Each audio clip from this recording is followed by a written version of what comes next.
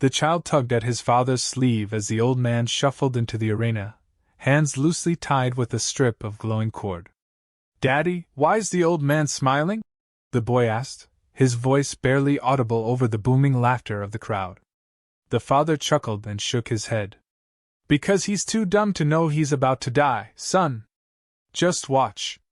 3 minutes later, that same father would be clawing at security gates in a blind panic, and the child would never forget the look on the old man's face when the blood started raining from the sky.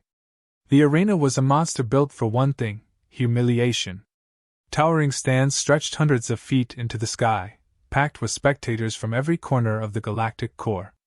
Neon banners flashed betting odds while metallic drones floated overhead, capturing every second in high-definition broadcasts. In the center of the arena, surrounded by shimmering force fields and sonic projectors, stood a dozen of the Galactic Council's finest generals, adorned in battle gear worth more than some planets' GDPs. Their armor glowed with internal shielding systems, grav pulse enhancements, and plasma-edged weaponry that pulsed with killing intent. And across from them stood Master Iro Ven, barefoot, wearing nothing but a simple robe and a threadbare sash, with a serene, almost sleepy smile on his face.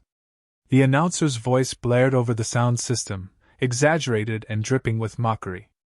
"Ladies and gentlemen of the core systems, presenting today's entertainment.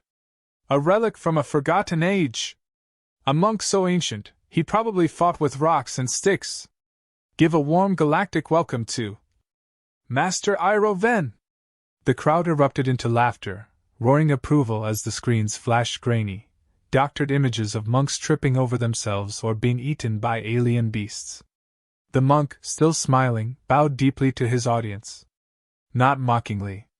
Not sarcastically. Genuinely. The first general stepped forward with a theatrical flourish, his kinetic mace spinning in his gauntlet hand. His armor gleamed under the arena lights, gold-plated and adorned with hundreds of campaign medals. He pointed the mace at the monk, who simply tilted his head curiously, as if watching a street performer juggle poorly. The general grinned wide under his helmet and called out to the crowd. "What's the over-under on this geezer lasting 30 seconds?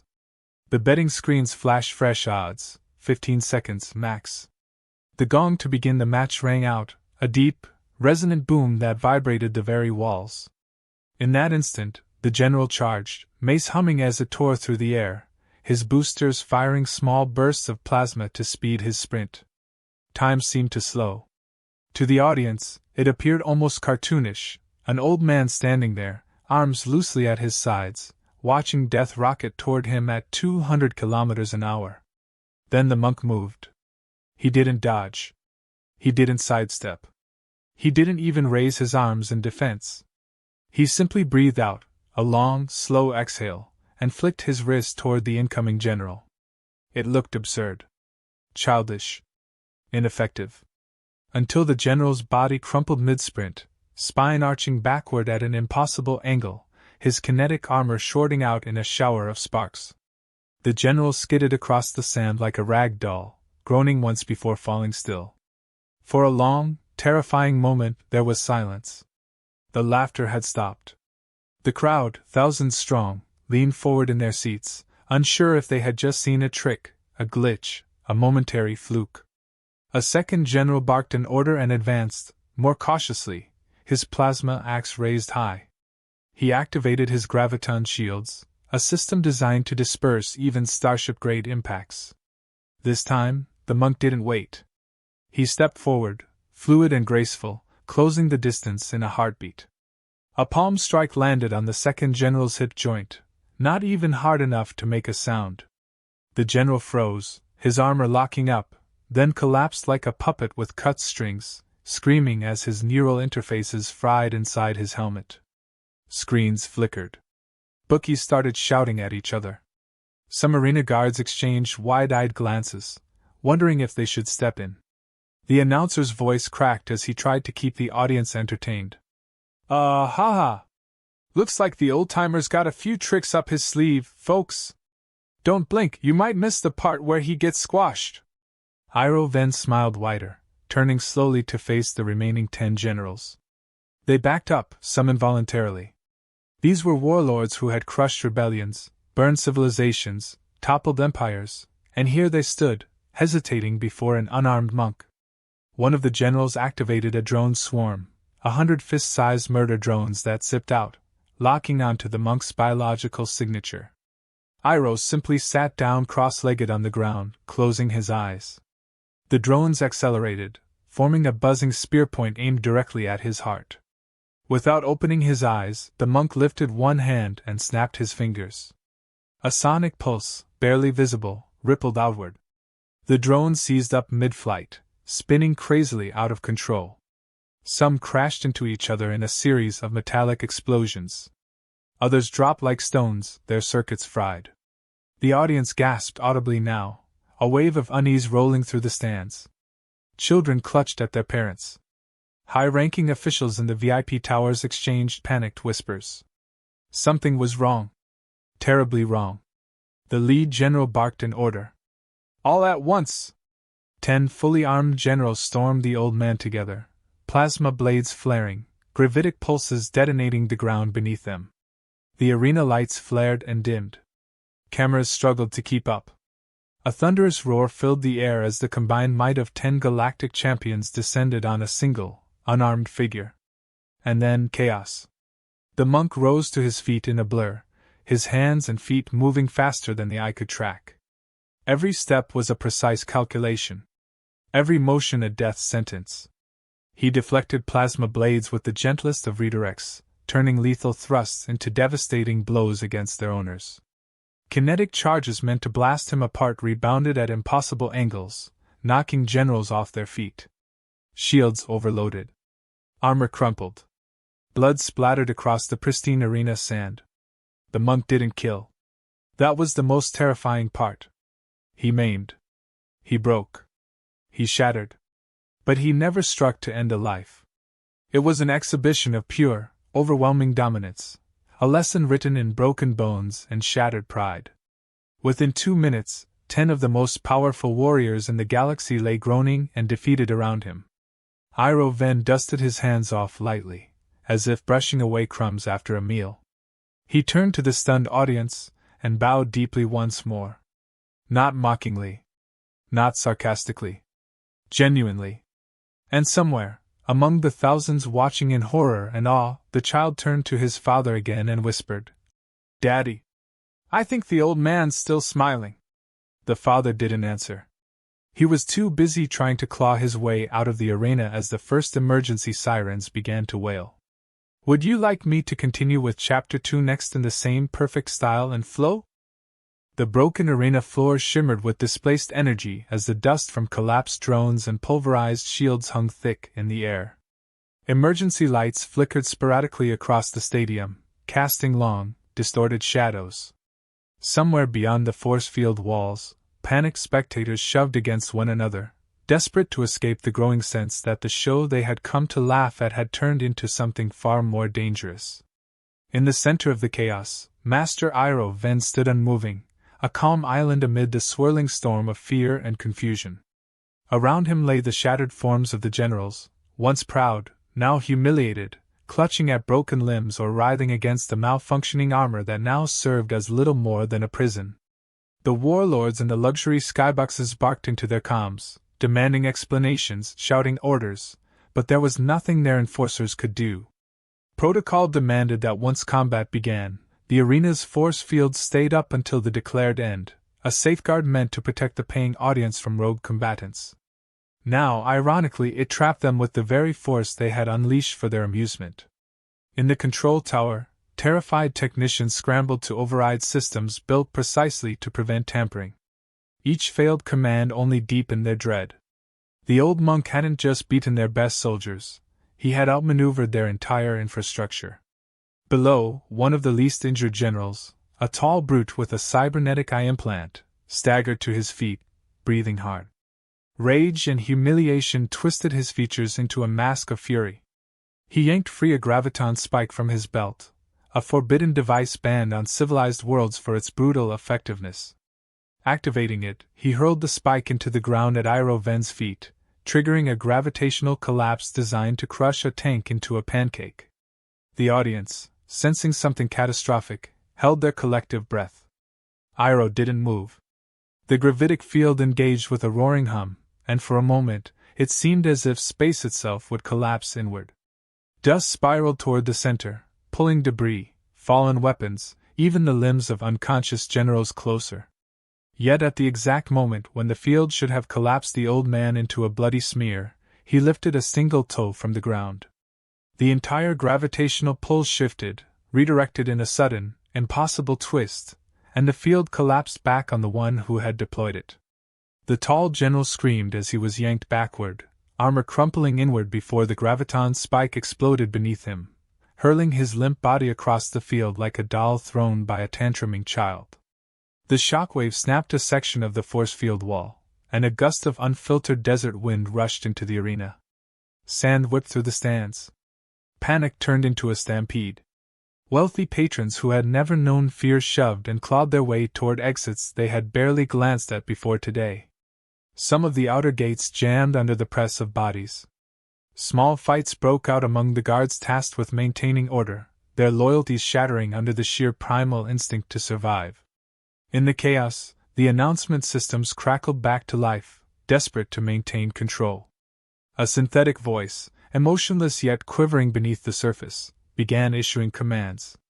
Attention all guests. Please remain calm. Security protocols are being enacted.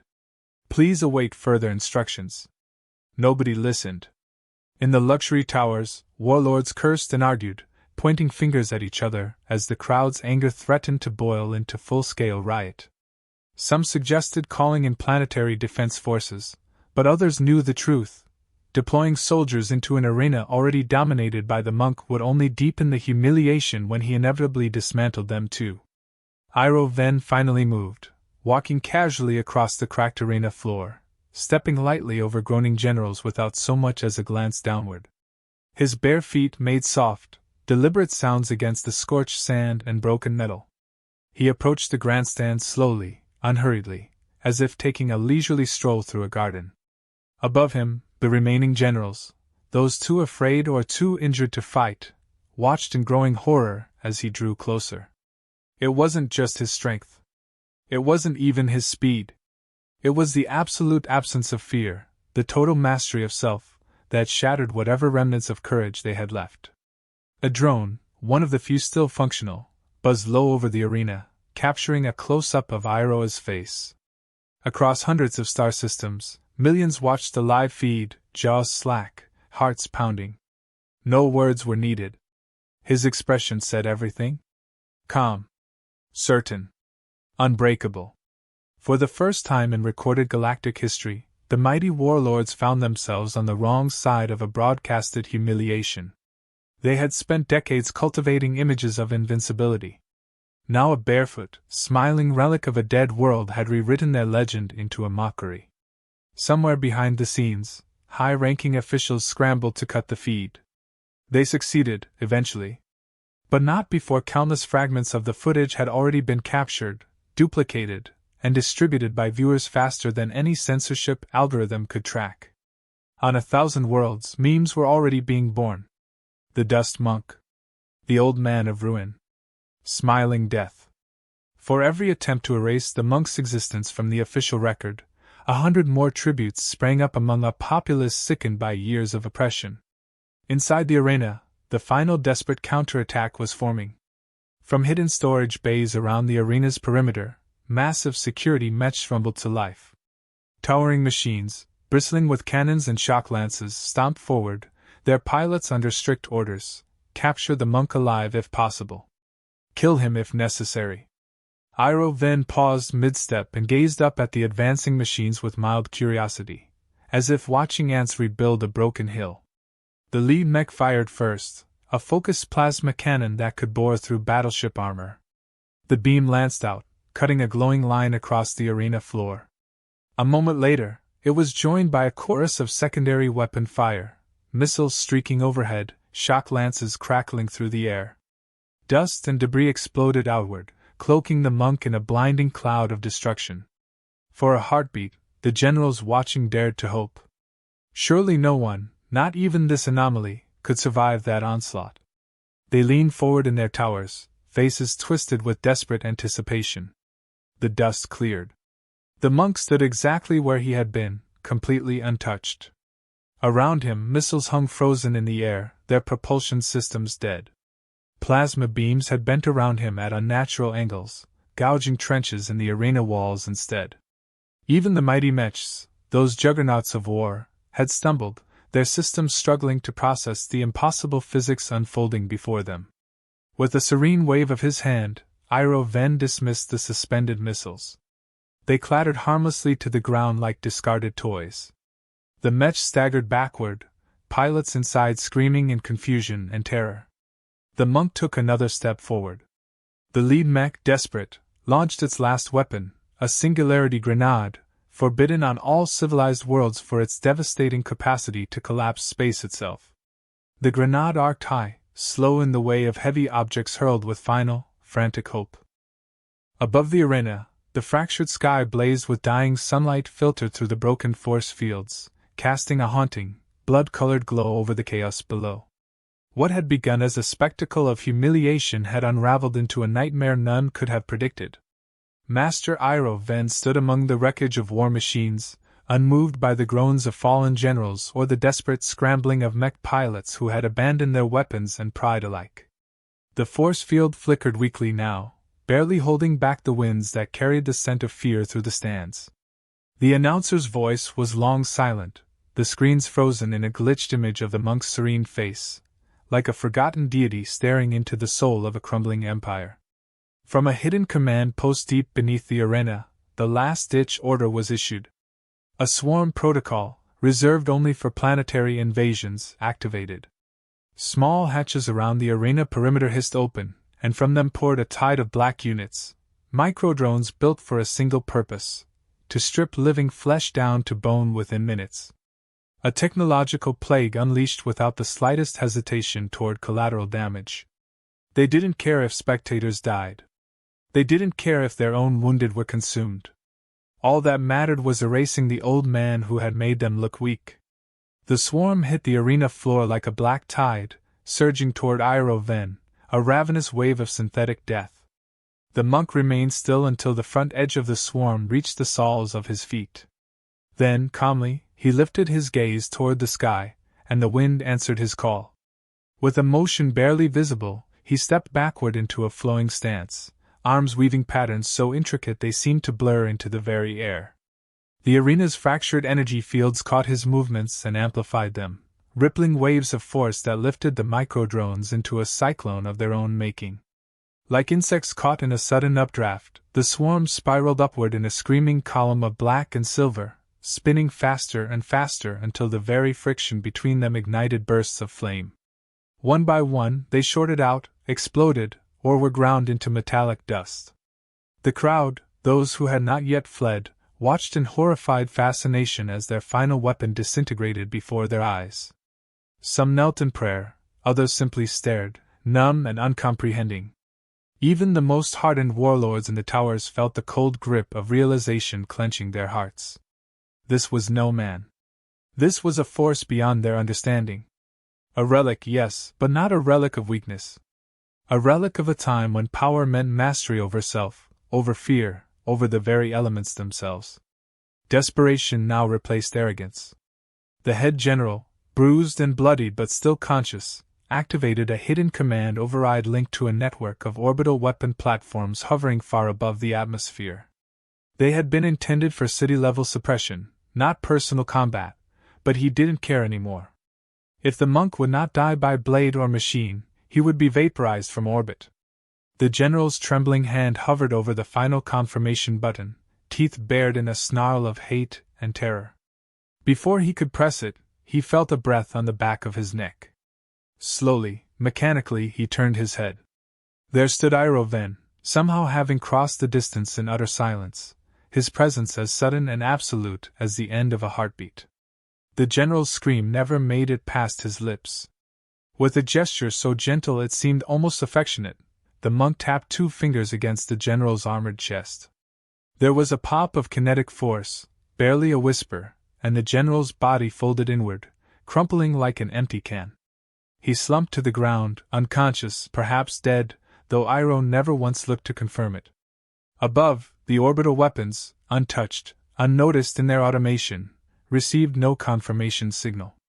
They waited a few seconds, then powered down, slipping back into dormant orbit like sleeping predators denied their meal.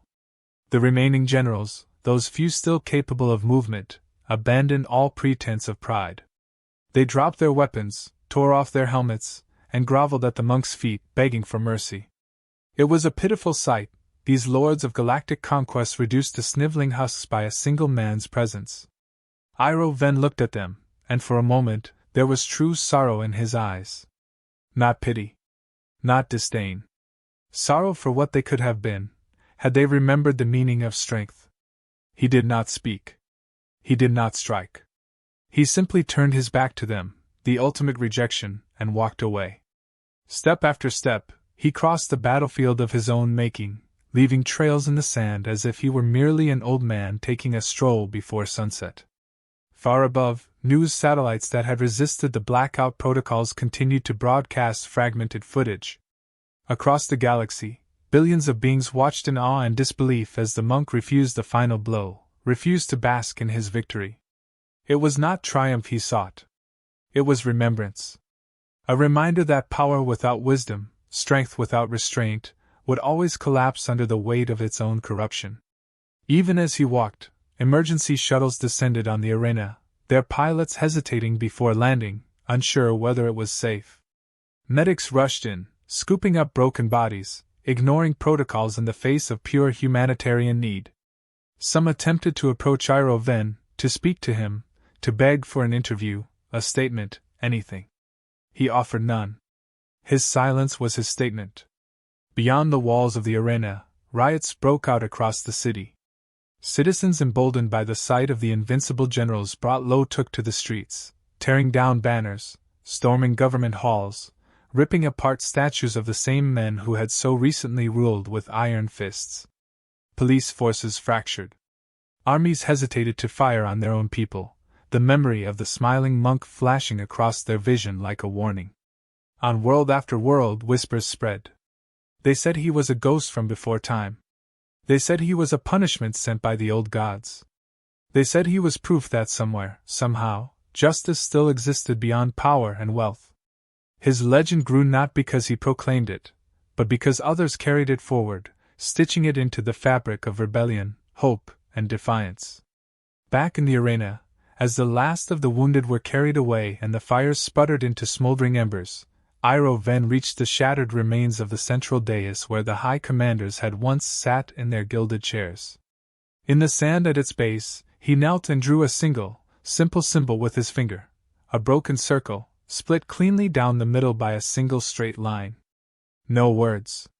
No names. Just a reminder.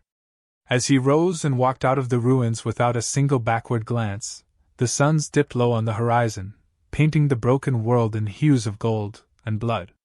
And somewhere, far away, a child clutched a hand-drawn sketch of the monk's smiling face, vowing quietly to remember what the grown-ups had tried so hard to forget. Would you like me to continue immediately with Chapter 4 in the same perfect story flow? The night that followed the fall of the arena was unlike any the galaxy had known in living memory. Across 100 systems, the news spread faster than any ship could travel, faster than any sanctioned broadcast could suppress. Cities on once silent worlds burned with the fires of uprising. Murals of a barefoot monk, sketched hastily on cracked concrete and starport walls, became banners of rebellion. Children wore cloth sashes in mimicry of his worn robes. Soldiers, sick of marching under tyrants' banners, laid down their arms or turned them against their commanders.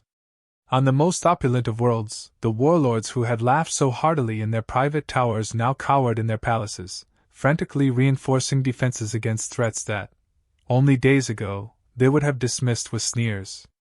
In the high halls of the Galactic Council, a war meeting convened.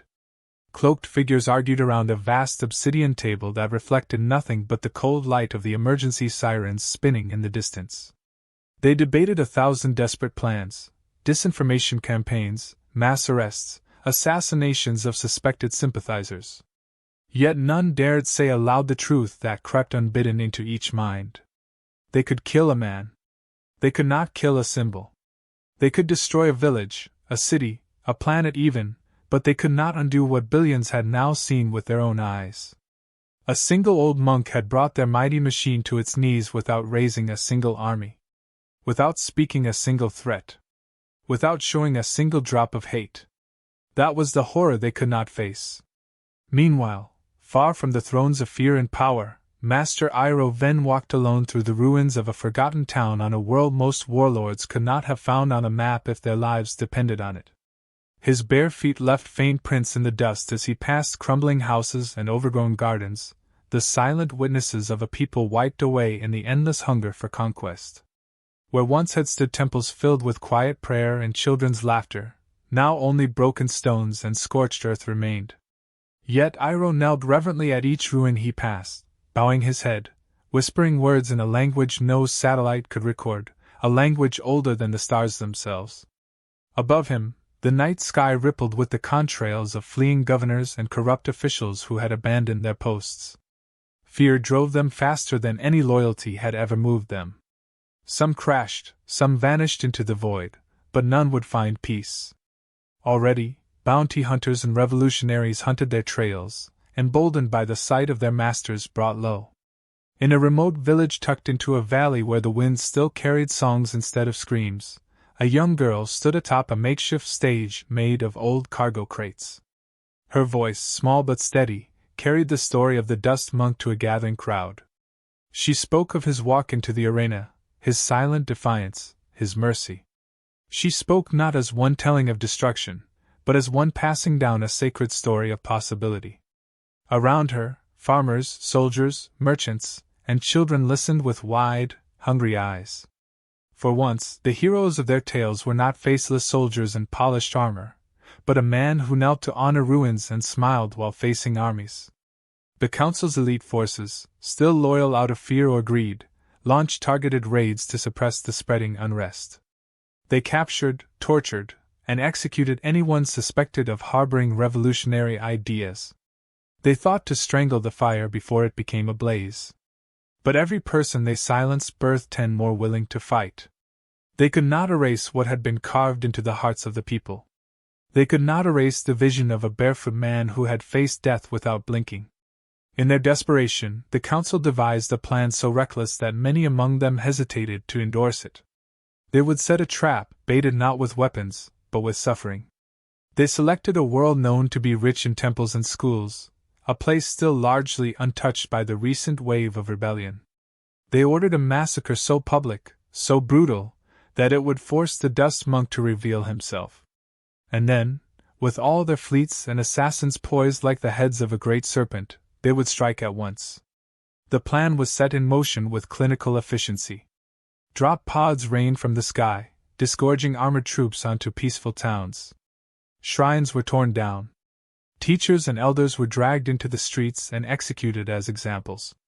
Broadcast towers were commandeered to ensure that the screams of the innocent were heard across the stars. They waited for him.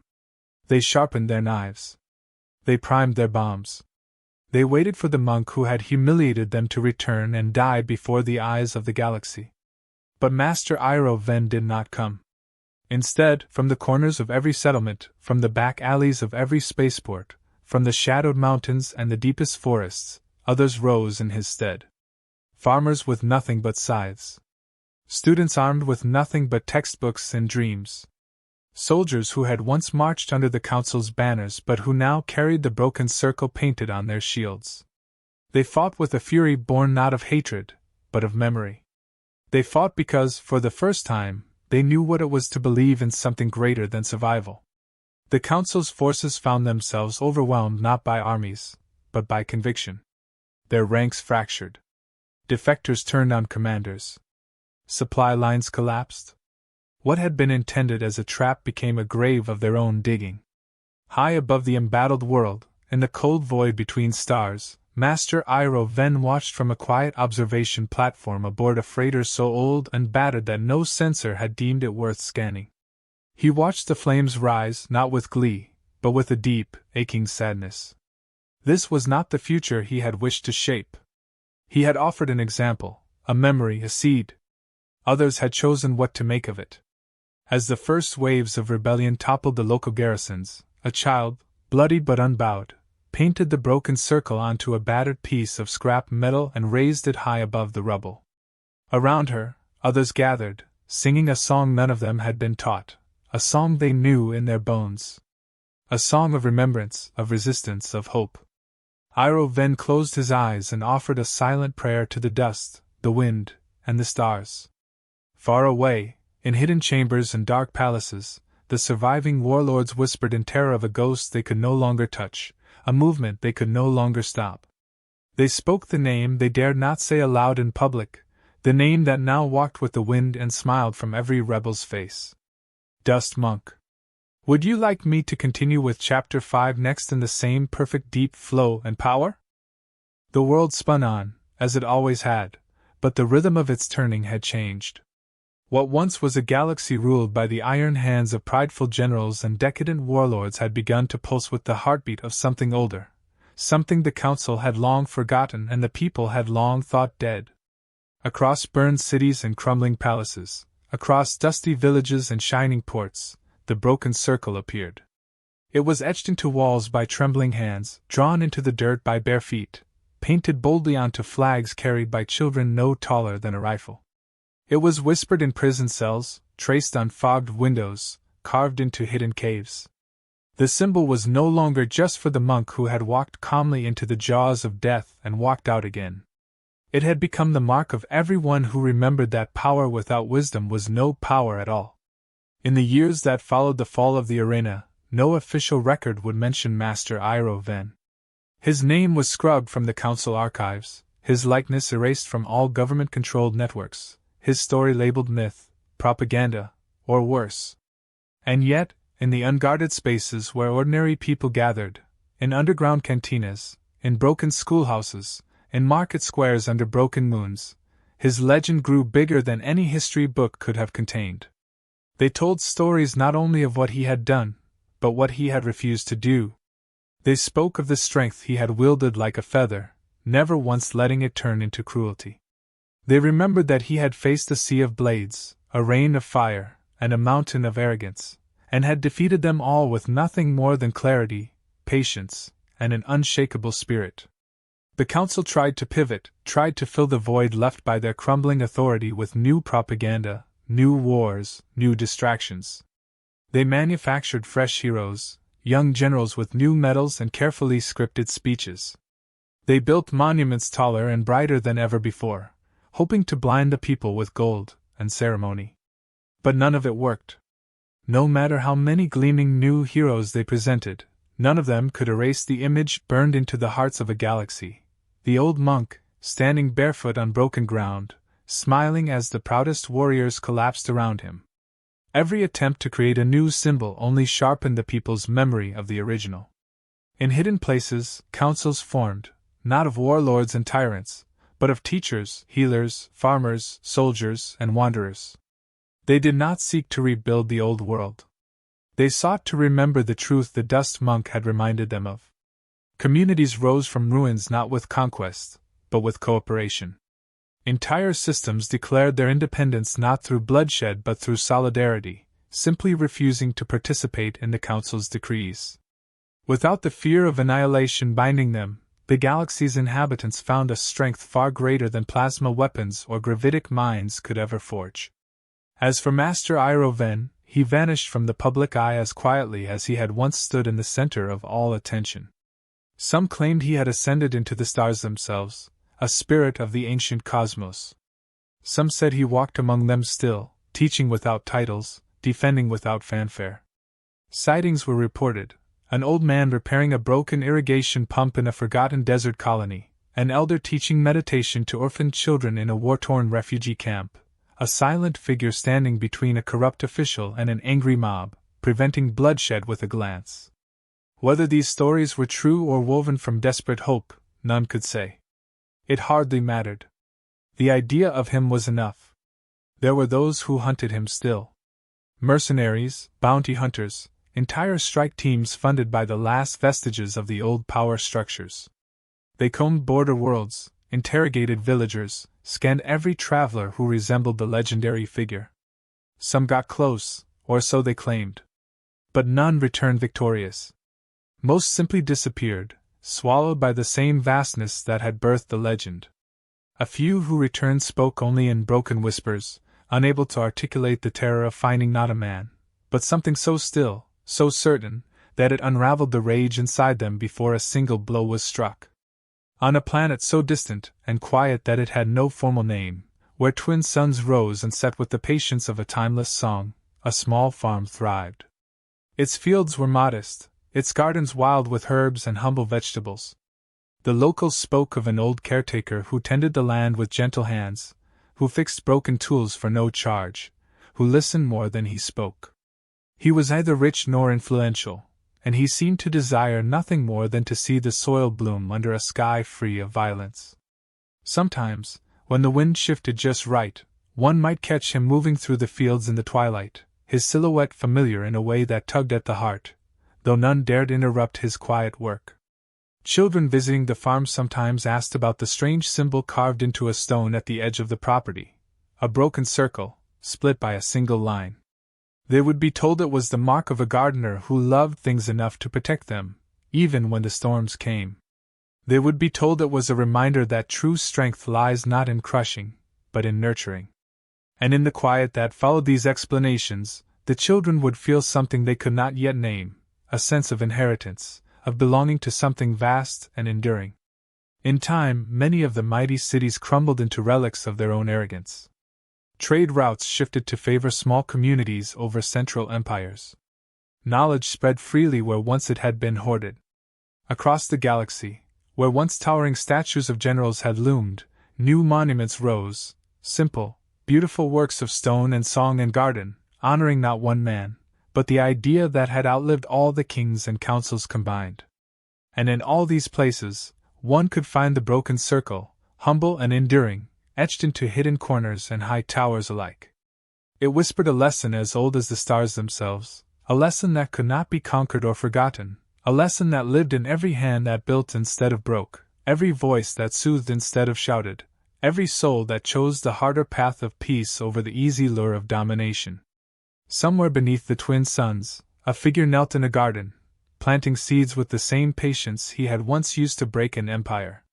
His robes were worn. His hands were scarred. His smile was unchanged. He was not seeking to be remembered. He was simply living the truth he had once fought to remind the galaxy of. The dust monk was never crowned. He was never officially honored. He was never truly seen again in the halls of power. But in the soil, the songs, the whispered stories passed from parent to child across generations, he remained. And in the turning of the seasons, in the quiet resilience of life itself, his victory endured. If you would like, I can also prepare a closing line or a powerful quote to end it like a real final shot moment in a movie. Would you like me to?